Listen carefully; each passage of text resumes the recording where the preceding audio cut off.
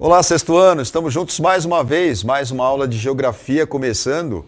Aí, não precisa mais esperar, a sua aula de geografia começou com o professor Russo, que vai continuar, na verdade, falando aí sobre a Terra e as suas camadas, né, professor? É isso aí, bom dia, professor Magno, bom dia aí aos alunos, aos professores e a todos que irão participar dessa aula de geografia, que é como o Magno falou, né, a continuação aí, né, da terceira parte na realidade, né? E o tema da aula que nós vamos falar mesmo, Magno, qual que é aí? Então, o tema da aula de hoje é litosfera e os processos exógenos e endógenos do planeta, parte 3. É isso aí. E a habilidade, o que nós vamos trabalhar hoje? A habilidade tratada hoje, como não poderia ser diferente, né? É do currículo paulista, EF06-GE16, descrever as camadas da litosfera e analisar os processos endógenos e exógenos na formação e modelagem do relevo terrestre. Isso, a unidade temática é... Unidade temática, conexões e escalas, e objeto do conhecimento, relações entre os componentes físicos naturais. Perfeito. E é por isso que eu estou aqui, físicos naturais, falou de ciência, estamos aqui juntos. É exato, deu aí, né, a gente fazendo aí um trabalho interdisciplinar que fizemos na parte 1, né, com o professor Ed Joel, que até montou lá as camadas internas do planeta, né? E agora nós vamos ver um vídeo que retrata aí sobre uma questão erosiva, que é Togo construindo resiliência para comunidades afetadas pela erosão costeira. Já já a gente volta.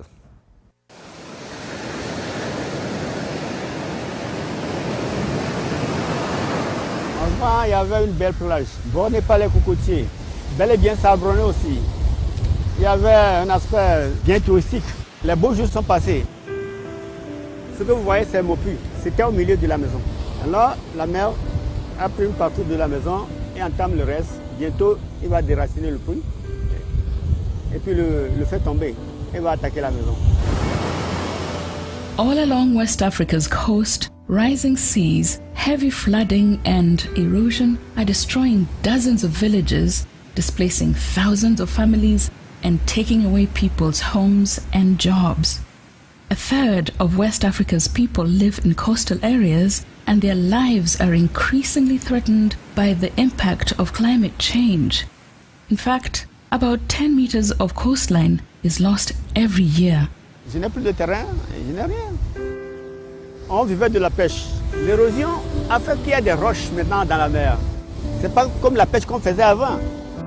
Nearly half of West Africa's GDP comes from coastal activities.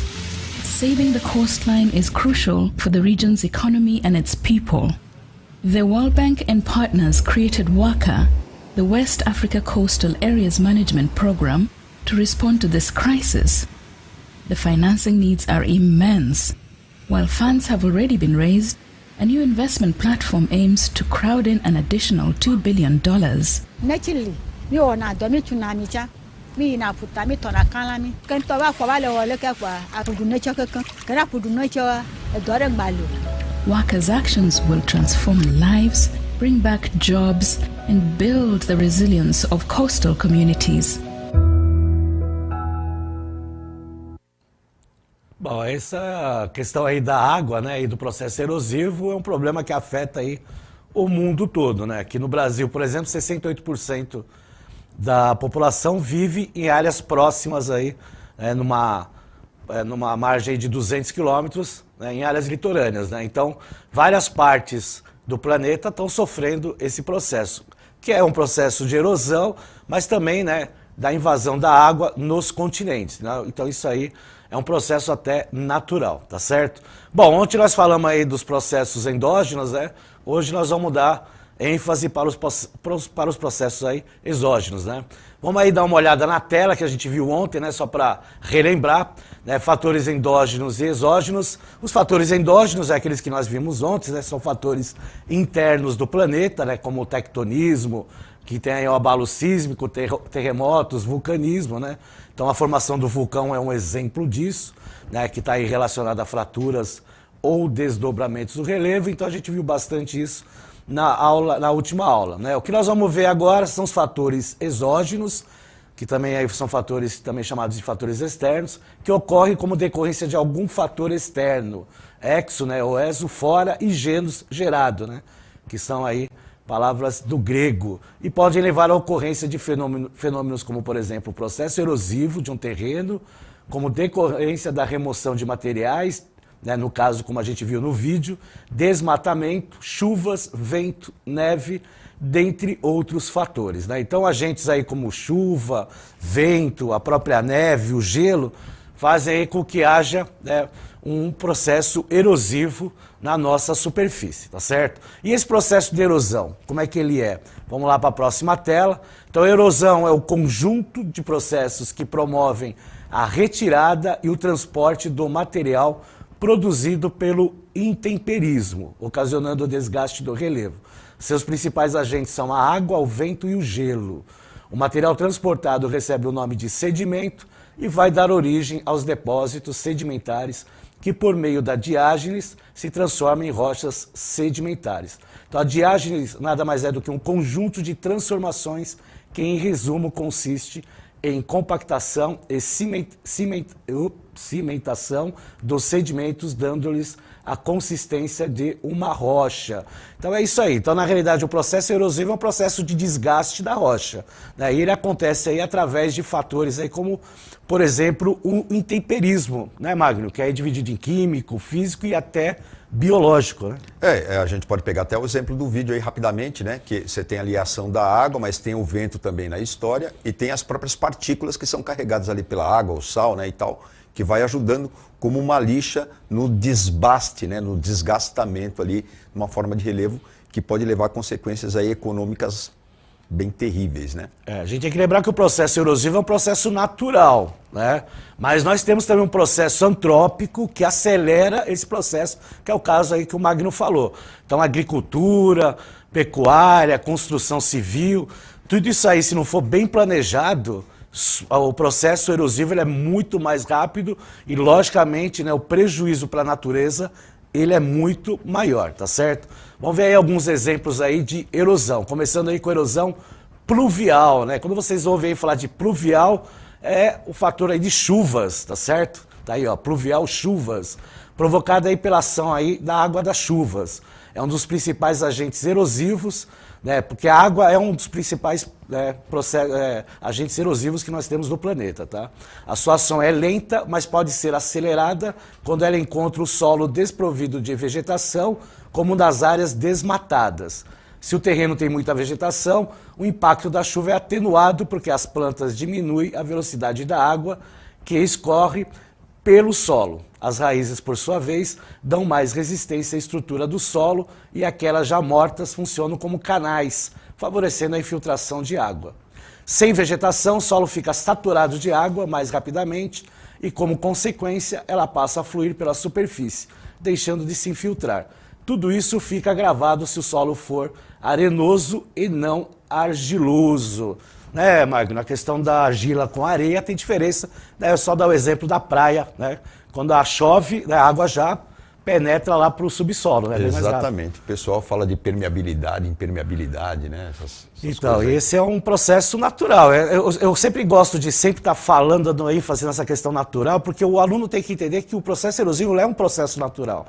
O problema é que quando a gente vê, né, aqueles sulcos enormes, aquelas crateras, é que alguma coisa, algum fator antrópico fez com que acelerasse esse processo, tá certo? Como, por exemplo, quando fala aí que a vegetação segura a água, e aí você faz uma construção sem planejamento e acaba tirando a vegetação do solo e construindo naquela região.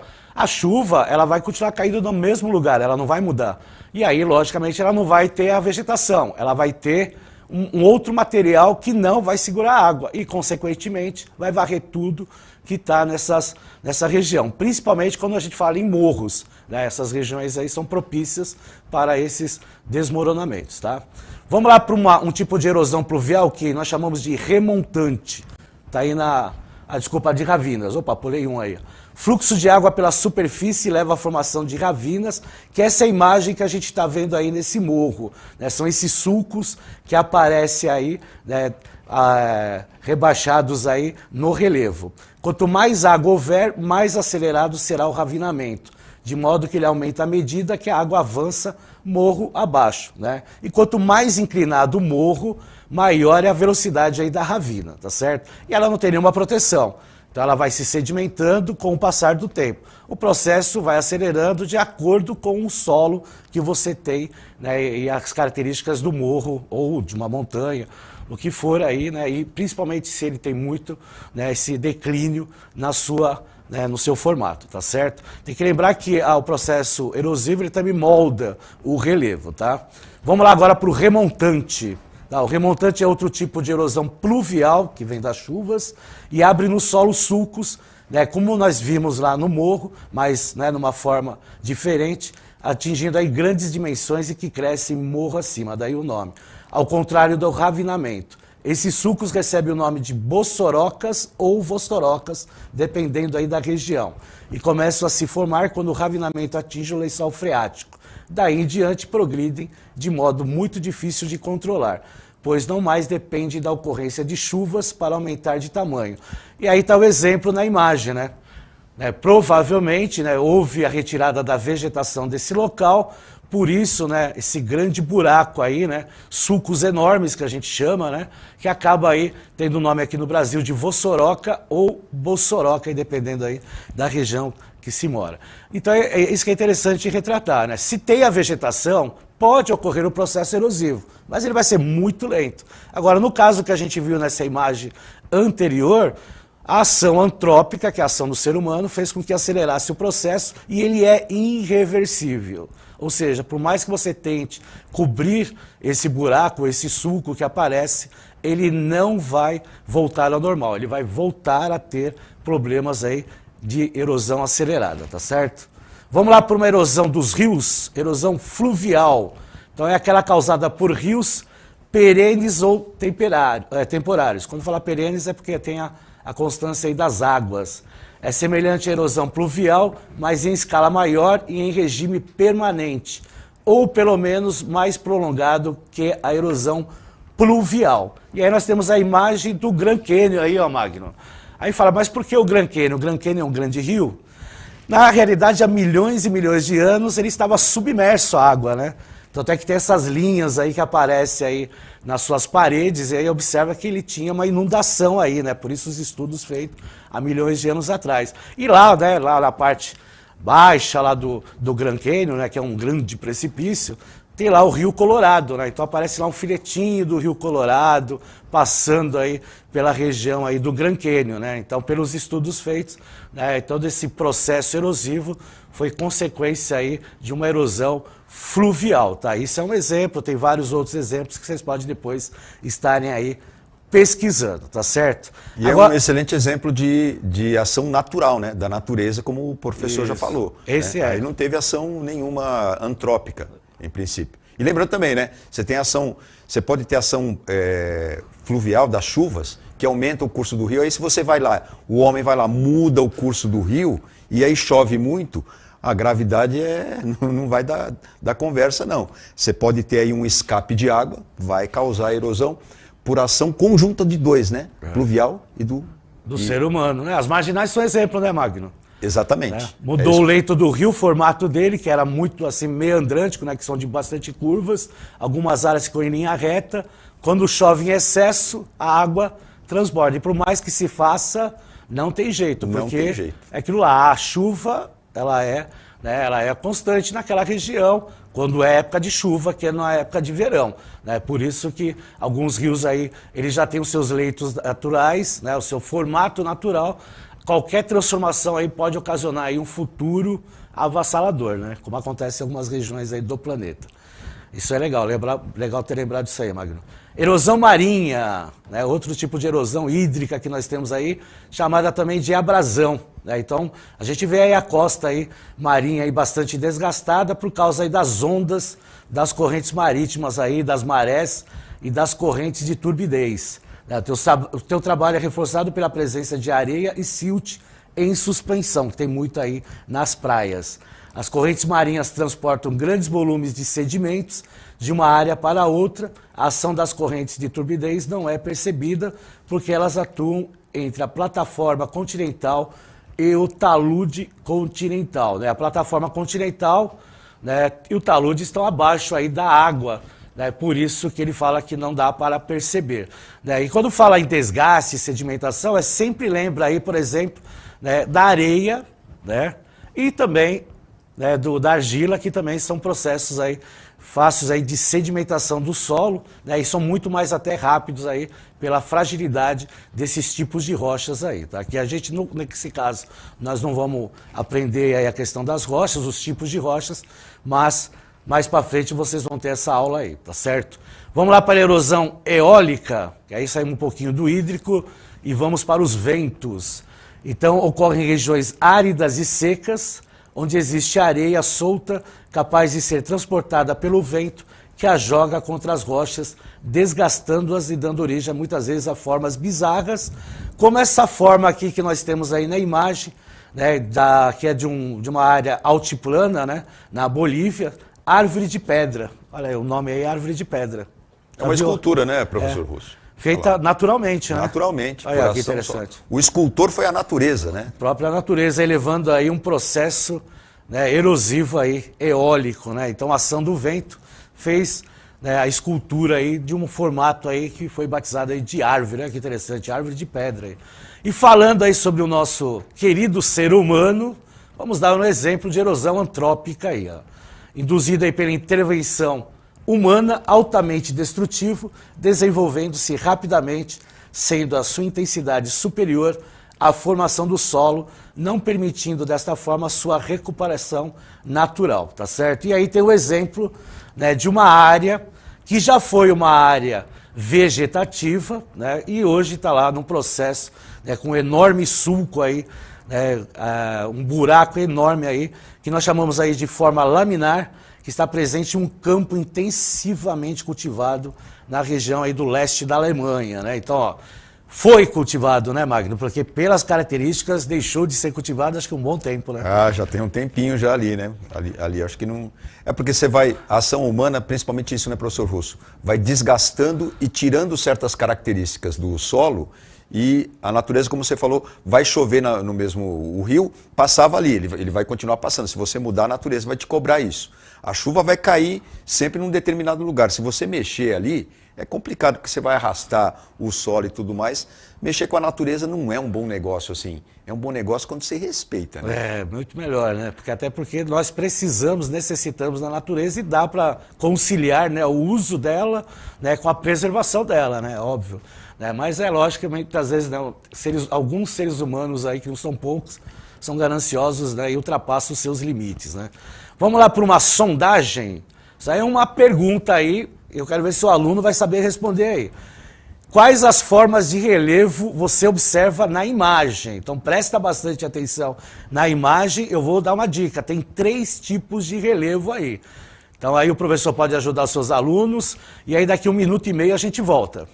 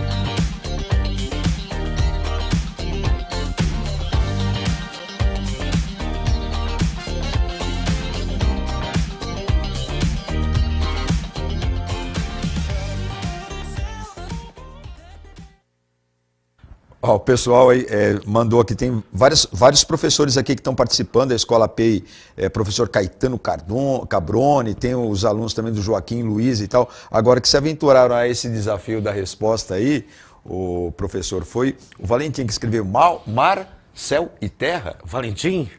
Valentim. Ô, Valentim, se fosse... não, agora sim, agora chegou aqui. Planaltos, planícies, depressão. Mas aí foram os alunos da professora Luciene. Legal, parabéns. Mas não vamos tirar o parabéns pro Valentim também, né? Porque ele foi, né, bastante original aí, né? Se fosse da paisagem, né, seria legal falar, né? Mas não é. Na realidade, é o formato do relevo que... Ali também eu vou confessar para mim que eu fiquei olhando para a paisagem, o que menos eu prestei atenção foi na pergunta. Uma pegadinha, porque né? É uma paisagem tão... a natureza é sensacional, né? De você Mas admirar. é uma paisagem até única. Coloca a paisagem de novo aí, por gentileza, Jojo. Aí, ó. Mar Morto, né? O Mar Morto aí, ele tem aí as três formas de relevo, né? Tem lá as cadeias montanhosas, que são os planaltos, né? Tem a planície e tem a maior depressão aí no continente aí, tá? Onde está o acúmulo da água do Mar Morto, né? Você sabe que lá no Mar Morto você pode ficar boiando, lá você não consegue afundar, né? Pela quantidade de sal que nós temos lá, tá certo? E por isso que tem esse nome, Mar Morto.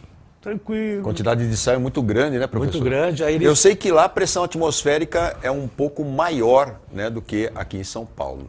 Né? Porque a área é abaixo do nível do mar. Do mar, né? É isso que é interessante. Olha que loucura. Como a Terra é maravilhosa, a gente ficou olhando nessas nuances, né? Então, né, imagina se a Terra, né, fosse, né, bem respeitada, né, e a gente só observasse a gente aqui é suspeito, né, por falar isso para um professor de geografia. É difícil, né? A Terra é bonita, foi chovendo molhado. Tem alguns assuntos tem alguns temas aí que são meio cabulosos para os professores de geografia, até de ciências, né, tá falando, né? Bom, vamos lá, o intemperismo e erosão, né, que a gente tanto falou aí, mas pouco explicou. As rochas estão aflorando na crosta terrestre, sejam de que tipo for, sofrem constantemente desagregação e decomposição, né, que é o desgaste, seguidas de transporte dos fragmentos assim produzidos. Esses fragmentos, chamados sedimentos, são depositados em outros locais, onde com o passar de muito tempo poderão dar origem a novas rochas do tipo sedimentar. Então, intemperismo e erosão são as fases iniciais desse grande processo geológico que está lá na superfície, sofre esse processo de erosão e intemperismo, lembrando aí que o intemperismo é o agente transformador, que pode ser a água, pode ser o tempo, né, e pode ser também, né, o biológico, né, os seres vivos. E aí nós temos aí a deposição de sedimentos, né, que aí, né, é o desgaste, né, desse processo aí de erosão e intemperismo, tá certo? Vamos ver aí o que é o intemperismo? Então, o aluno tem que entender que o intemperismo é o agente transformador, né? É aquele agente que vai fazer com que haja o desgaste da rocha, tá certo? Ele tem o nome também de meteorização, né? E dá o conjunto dessas alterações físicas, que é a desagregação, e química, né? Com a decomposição, tá? Que as rochas sofrem quando ficam expostas na superfície da Terra. Então, quando fala em intemperismo químico, é só lembrar que a água tem elementos químicos, né? Hidrogênio e oxigênio, né, Magno? É isso aí. Você conhece mais do que eu. Né? Claro. Então é fácil. E essa água aí é até rara da gente encontrar. A gente conhece bem a água que tem sais minerais ali dissolvidos. Então, é isso aí. Na composição química. Então, quando fala em intemperismo químico, o aluno coloca na cabeça que faz parte aí de elementos químicos que tem o quê? A água. Então, a água que é o agente transformador no intemperismo químico. Já no intemperismo físico, retrata a temperatura, frio ou quente, né? Então, né, a retração da rocha e a dilatação da rocha. Então, com tempos quentes, ela acaba se dilatando. E no tempo frio, ela acaba se retraindo. É só lembrar da gente, né? Quando tá frio, o que a gente faz? Se encolhe, né? E quando tá calor, fica todo, né? Ai, calorzão, que delícia. Aqui tá calor, né? Porque os caras não ligam o ar-condicionado por causa da produtora, né? Mas tudo bem, né? Vamos lá, né? Passar calor aqui, né? Vamos lá. Fatores que controlam o intemperismo. Fauna e flora, tá lá. Atua fornecendo matéria orgânica para reações químicas, remobilizando materiais. Tempo, quanto maior tempo de exposição de uma rocha, mais intensa será a ação intempérica sobre ela, né? Então, quanto mais tempo ela fica exposta, mais desgaste ela vai ter. A rocha-mãe, dependendo de sua composição mineralógica, textura e estrutura, terá maior ou menor resistência à decomposição e à desagregação. Clima, ele que determina a distribuição sazonal das chuvas, e o relevo, que a topografia e a cobertura vegetal regulam a velocidade do escoamento superficial das águas pluviais, né? Ou seja, quanto maior, né, a inclinação e menor a vegetação, mais a água escorre e mais sedimentos levam juntos, tá certo? E aí eu coloquei os 3 tipos de intemperismo, né? O intemperismo químico, que aí é o processo da água, que aí o professor depois pode trabalhar melhor com o aluno, com mais tempo, né? O intemperismo físico, que aí é o processo, né, do clima, da temperatura fria ou quente, e o intemperismo biológico, que aí é o menos importante, mas que, né, ele acaba decompondo, né, e aparecendo através de materiais orgânicos, de ações principalmente de bactérias, tá certo? E aí tem o Saiba Mais, que eu coloquei em um vídeo que fala sobre o ciclo das rochas, que aí, né, pode já dar uma iniciação, né, para mostrar aí os tipos de rochas que nós temos no planeta. Certo, pessoal? Então, foi muito legal estar aqui com vocês. Aí finalizamos aí, né, os processos aí dos agentes, né, dos fatores endógenos e exógenos. Né? Foi muito legal essas 3 aulas. Foi muito legal a participação do Magno, junto aí com o Edjoel, né? A Ju também participou numa das aulas. Né? Mas, dando ciências e geografia nesse assunto, aí se encaixa melhor, né, Magno? Sempre um prazer, né? E não vai esquecer o pessoal aí fazer a atualização do aplicativo, senão o negócio não funciona bem, né? A gente precisa da participação de vocês no chat. E não vai esquecer, né, professor, de fazer aquela também avaliação aí, tá aparecendo o link para você. É isso aí. Um forte abraço a todos e até a próxima.